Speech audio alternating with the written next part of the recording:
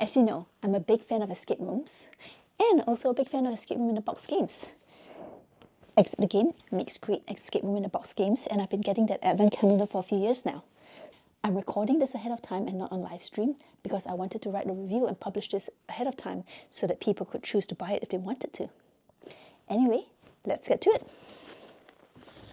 So this is Exit the Game Advent Calendar, the Intergalactic Race. The cover shows a bunny Santa pulling a sleigh. Is that the Easter bunny? Did he take over for Santa this year? Let's see. Well, it says 1 player, ages 10 and up, playtime 24 days. Hopefully that will not take me as long this time. This game can only be played once. In order to solve the riddles, it's necessary to mark, fold and cut many of the contents.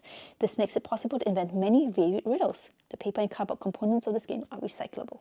In my experience, Exit the Game games require a lot of destruction of the puzzles. So let's get to it.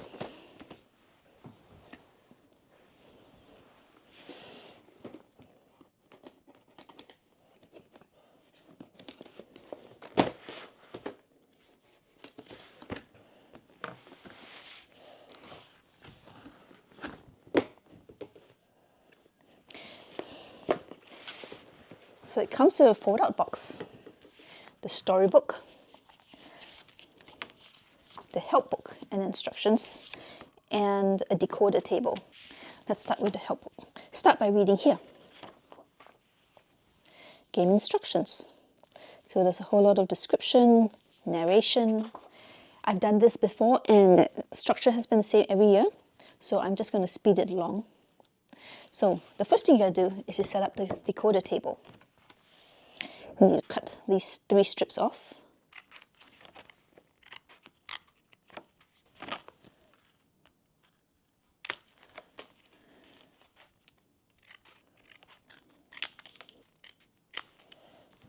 And then you insert them into this holder.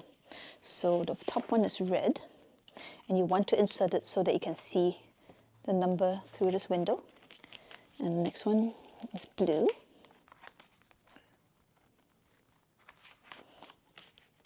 And the last one is yellow. Okay. And then on the back, you'll be able to see symbols and arrows. So, there's a whole lot of information that you can read if you buy this game. And then it comes to the 1st of December. This is the hint page. The hints are on the back. So if you need it, you can turn to the page that you need for the day and read it if you get stuck.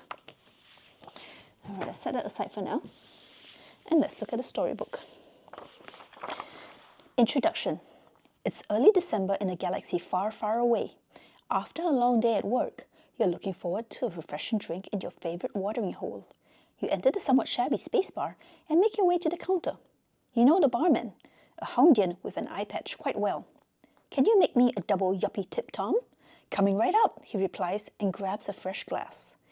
You relax into your favorite spot at the counter and let your gaze wander across the dimly lit room. Like most evenings, the singing of the beautiful four-armed Ganymede can be heard from the stage. The tables are full of the usual clientele, but also a few people you've never seen here before. A pale lady with a narrow white hat sits in an alcove. She is completely engrossed in a game of dice. Strangely, she seems to be playing all alone. A rabbit in a spectacular coat is standing at the dartboard. With remarkable speed, he sharpens a handful of carrots with his large front teeth and throws them one after the other at the dartboard. They all hit the bullseye, with no exception. A shaggy white giant comes to the bar and speaks to Tom in a language you don't understand. A kind of loud howl that is somewhat reminiscent of the call of a wounded animal. The barman seems to understand him. He bends down and pulls a roll of toilet paper from under the counter. Visibly relieved, the hairy giant pads through a swinging door to the back. "Another star shake, please," calls the customer to your right, a gaunt guy with a weathered face. If you had to guess, you'd say he's from Earth, like you. The guy seems happy in his own company and not interested in talking. "Tom, turn on the TV," calls a rather slimy-looking Mobian from the back of the bar. "The pre-race commentary should have started by now." Good heavens! Yes, the race. You had completely forgotten it starts today. The entire cosmos has been talking about nothing else for weeks. Once again, the IMB, the Intergalactic Maritime Board, is organizing the 24-day Le Monde race. If you remember correctly, it's some kind of big anniversary. This year, the route will lead through large swaths of space. Gunther presses the remote control. A commentator appears on the screen in the corner, standing on a still empty runway and reporting excitedly. Unprecedented interest in this major event that connects people from many different planets. The spectator seats on the route, at least on the parts of the route that are publicly known, have been sold out for months. We have heard that tickets are now being traded on the black market for the price of small planets. I just don't understand the hype surrounding this thing, you say to Tom, and take a long sip of yuppie tar. Well, replies the Houndian, you have to admit the prize for the winner is pretty spectacular this year. Think of how wonderful that would be. From now on, they will be in charge of the annual Christmas celebrations for the whole galaxy. But in the end, the same people always win, you murmur, and look over at your taciturn neighbor, whose gaze is transfixed on the screen. His face is completely motionless. It is impossible to guess his thoughts. On the screen, the commentator is now interviewing the founders of the IMB, a blonde woman and a remarkably tall man. We have heard, says the commentator, an intriguing fact that some sections of the route are completely unknown to race participants. Is it true that the route will have to be figured out during the course of the race? Are you sure that will work? Oh, I'm quite confident about that, the man replies cheerfully. For years, we have been impressed with how much enthusiasm and cleverness the race teams bring to our challenges. Of course, we will have a few very special surprises planned for the anniversary, so no one should be complacent. Nodding, the woman adds, it certainly won't be child's play, but the long and short of it is that the best racer will find the right path. For a moment, it looks as if she winks conspiratorially into the camera as she says these words. The commentator is now talking about how doggedly the candidates are prepared. Some would have left their home planets, quit their jobs, and put their social lives on hold. Well, they're all a little over-optimistic, you say shortly. You said it, the gaunt man next to you replies. After a short pause, he adds, do you have any plans for December? You look at him in surprise. No. Why? The stranger points his star-shake towards the screen. Because of the race. I could use a helping hand. You almost drop your yuppie tar in surprise. You are taking part in this? The man nods curtly and shoves a handful of Casio nuts into his mouth. When he notices your astonished expression, he mutters just one word. Christmas. Then he looks at you calmly, as if taking part in the 24-day Le Monde race is the most natural thing in the world. Perplexed, you try to understand what is happening here. And you want me to, you stammer. What would my duties be? The man makes a vague gesture with his hand. Whatever is required, really. Reading maps, carrying out small repairs, making sandwiches, maybe cracking a joke now and then to keep me from falling asleep. And what will you be doing, you ask? Well, I'll be flying the spaceship. What else? He replies as if you were extremely slow-witted. Then he holds out his hand to you. My name is Herr Bronzer Verklausoslinski Disnik, he says. But my friends call me Klaus. Very pleased to meet you, Klaus, he replied, shaking his hand in surprise, which he seems to take as agreement. Good. Glad that is sorted, he says, and empties his glass with one long gulp. I'm going to pop by the little space racer's room, and then we'll meet outside at the spaceship. And with that, he gets up and disappears towards the toilets. You stare after him in disbelief. Gunther sets a second yuppie tar on the counter, this time in a takeout bottle. It's on the house, he says, and then by way of explanation, Klaus is a good sort. You should go with him. After all, it's about... Yeah, about Christmas, I know.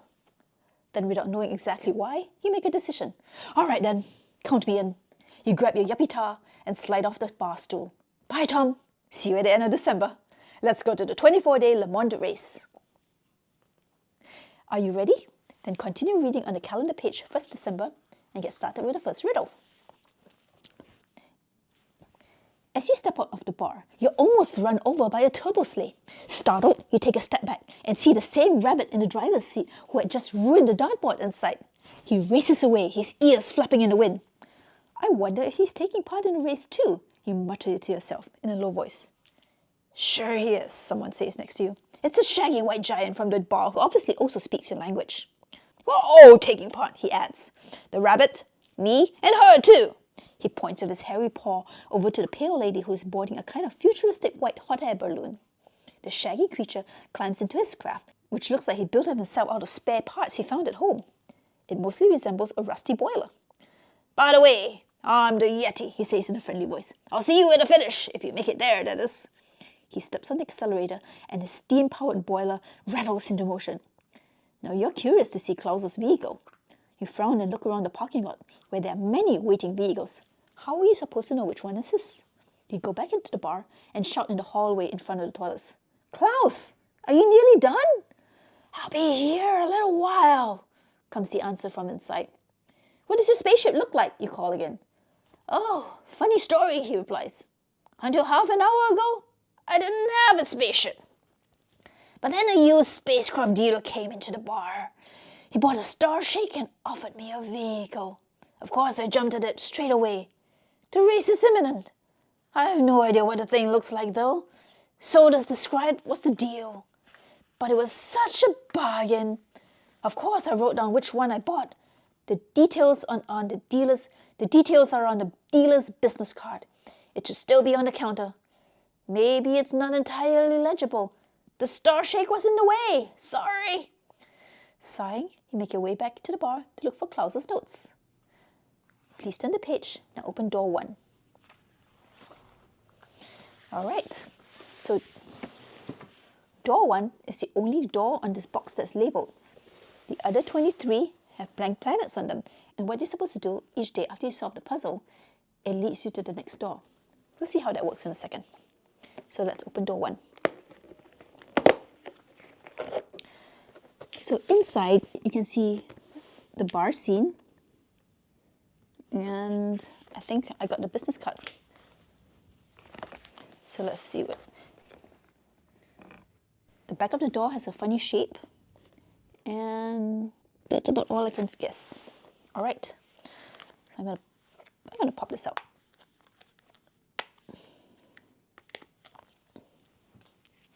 So this says, used rockets and spacecraft, V. Heikel, founder and managing director, Milky Way 17, 60783 Mercury, followed by a multicolored phone number. And some scratches here. And this one says, please keep safe. This card will show you the way to the correct solution later on in your travels.